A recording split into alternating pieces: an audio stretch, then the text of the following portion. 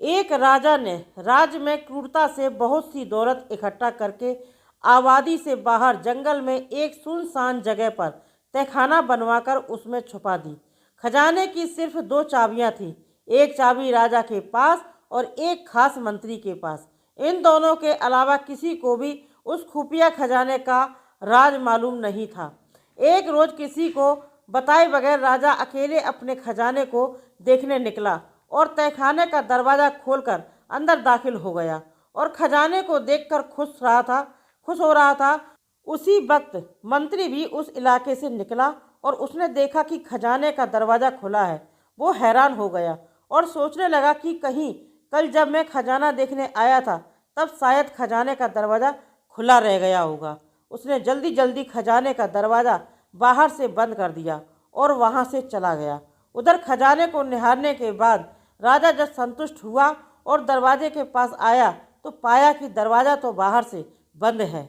उसने ज़ोर ज़ोर से दरवाज़ा पीटना शुरू किया पर वहाँ उनकी आवाज़ सुनने वाला उस जंगल में कोई नहीं था।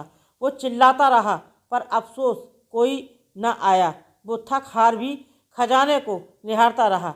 अब राजा भूख और पानी की प्यास से बहुत बेहाल होकर पागल सा हो गया।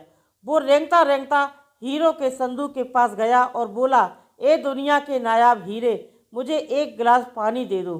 फिर मोती सोने चांदी के पास गया और बोला, ए मोती चांदी सोने के खजाने, मुझे एक वक्त का खाना दे दो।